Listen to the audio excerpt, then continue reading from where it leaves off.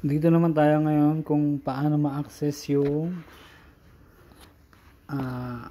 IMEI menu ni Rain 101. So kung naka-cellphone kayo, download kayo ng Termuse hindi Thermos. Termuse. Yan sa Play Store. Yan. So yan, install nyo lang yan. Sa akin update na. So ito gagawa lang kayo ng ayan, host. Tapos click nyo lang yung plus sign, new host.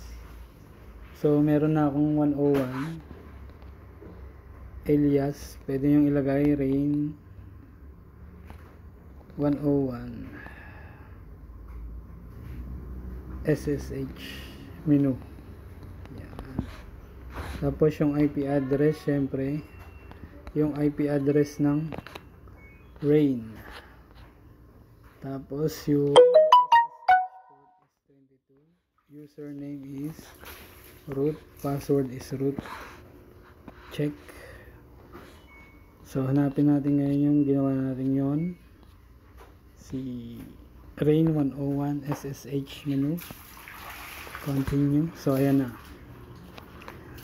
Ito, importante ito. Pwede nyo lagyan ng password yung menu na to.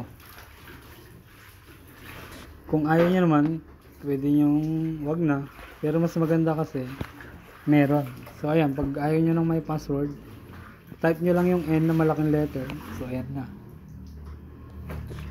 So dito na yung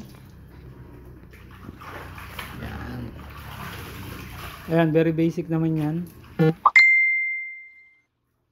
So ito yung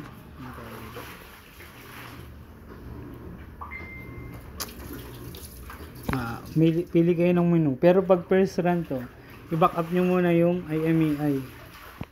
So ayan. So naka-back up na. So may logs din yan kung ano yung mga pinagagawa nyo. So ayan, password displayed, created, ayan, first run.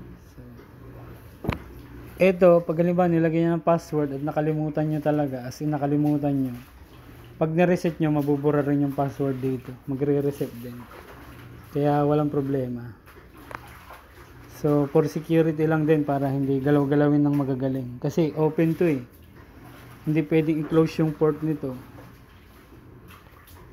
since ayun nga, kailangan natin to sa IMEI menu.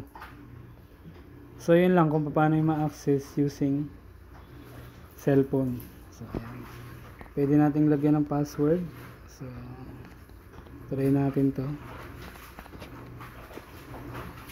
So walang magpapakita dito kung anong nangyari. Kaya pag mali yung na-type mong password,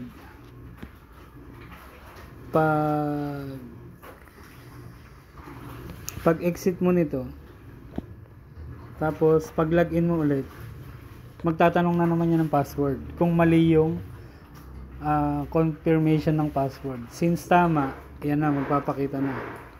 Kailangan tama. Pag mali, ayan, may ano din yan. Pag mali yung na-type mo, hanggang 3 beses ka lang dapat magkamali dyan.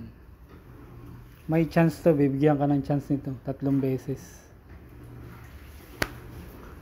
So ayun. So pwede nyo namang burahin yung password, just in case kung gusto nyo burahin. So ayan o, password management. So remove password.